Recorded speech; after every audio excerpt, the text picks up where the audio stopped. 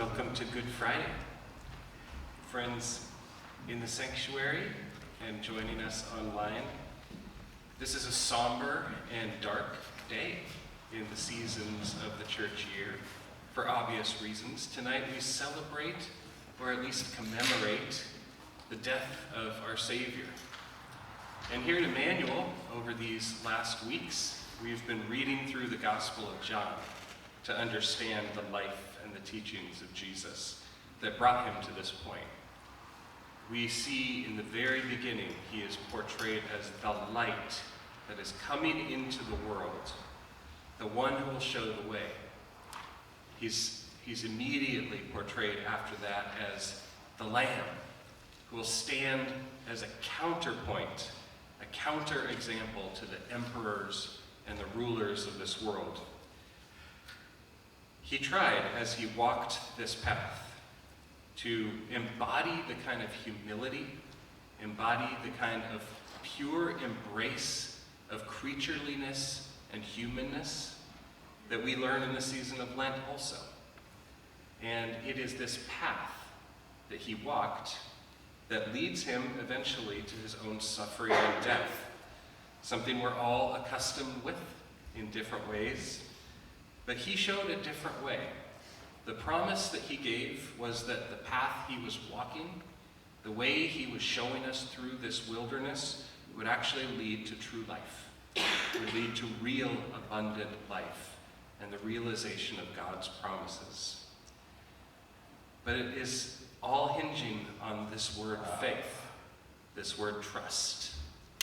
Because there's no way to see in the moment as you're walking through the valley of the shadow of death that victory is on the other side.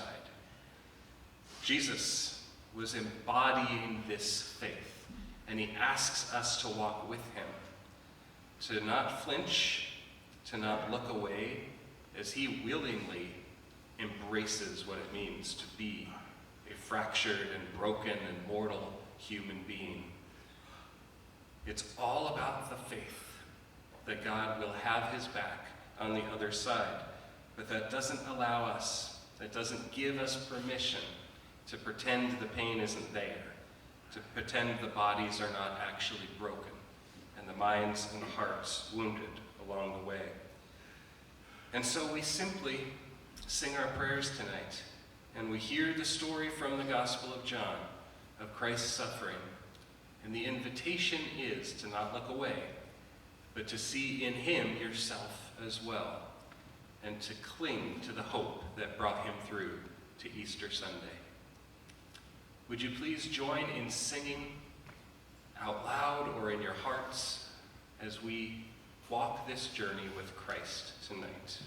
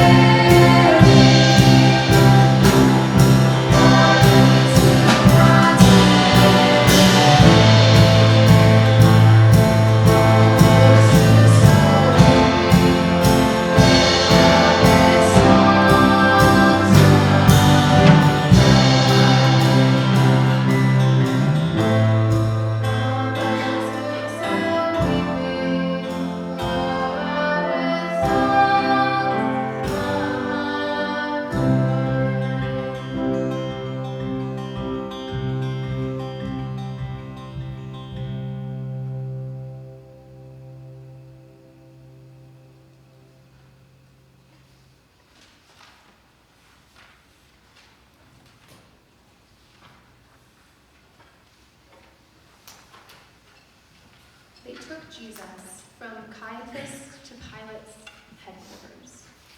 It was early in the morning. They themselves did not enter the headquarters so as to avoid ritual defilement and to be able to eat the Passover. So Pilate went out to them and said, "What accusation do you bring against this man?" They answered, "If this man were not a criminal, we would not have handed him over to you." Pilate said to them, "Take him yourselves and judge him according to your law." The Jews replied, "But we are not permitted to put anyone to death." Then Pilate entered the headquarters again, summoned Jesus, and asked him, "Are you the king of the Jews?" Jesus answered, "Do you ask this on your own, or did others tell you about me?" Pilate replied, "I am not a Jew, am I? Your own nation and the chief priests have handed you over to me. What have you done?" Jesus answered, "My kingdom does not belong to this world. If my kingdom belonged to this world, my followers would be fighting to keep me from being handed over to the Jews. But as it is, my kingdom is not from here." Pilate asked him, "So you are a king?" Jesus answered, "You say that I am a king. For this I was born, and for this I came into the world, to testify to the truth. Everyone who belongs to the truth listens to my voice." After he had said this, Pilate went out to the Jews again and told them, "I find no case against him, but you have a custom that I release someone for you at the Passover. Do you want me to release for you the king of the Jews?" They shouted in reply, "Not this man, but Barabbas." Now Barabbas was a rebel. Then Pilate took Jesus and had him flogged. And the soldiers wove a crown of thorns and put it on his head, and they dressed him in a purple robe. They kept coming up to him, saying, "Hail, King of the Jews," and striking him on the face. Pilate went out again and said to them, "Look, I am bringing him to you to let you know that I find no case against him." So Jesus came out wearing the crown of thorns and the purple robe. Pilate said to them, "Behold the man." When the chief priests and the police saw him, they shouted, "Crucify him! Crucify him!"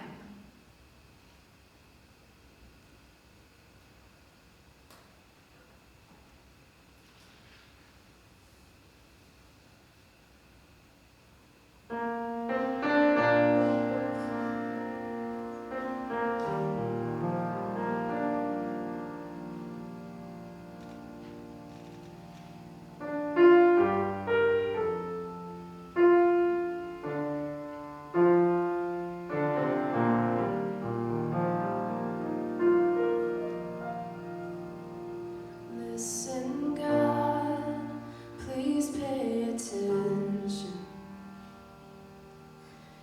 Can you make sense of all my groans and my cries? Listen, God, I need your help. Every morning you'll hear me at it again. Every morning I lay out the pieces of my life on your altar.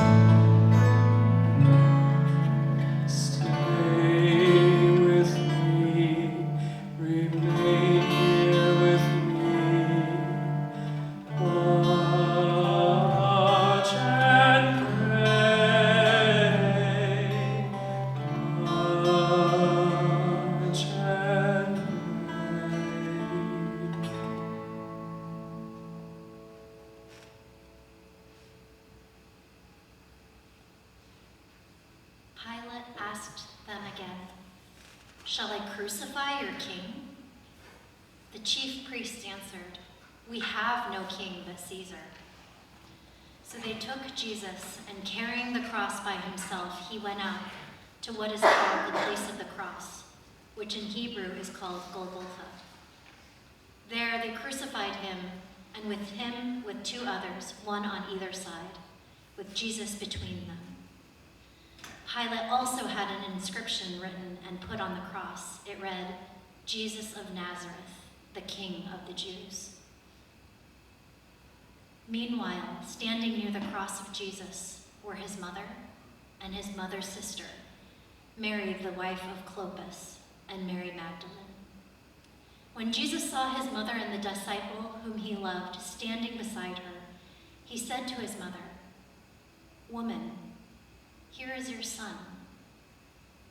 Then he said to the disciple, "Here is your mother." And from that hour, the disciple took her into his own home. After this, when Jesus knew that all was now finished, he said, "I am thirsty." A jar full of sour wine was standing there, so they put a sponge full of the wine on a branch of hyssop and held it to his mouth. When Jesus had received the wine, he said, "It is finished." Then he bowed his head and gave up his spirit.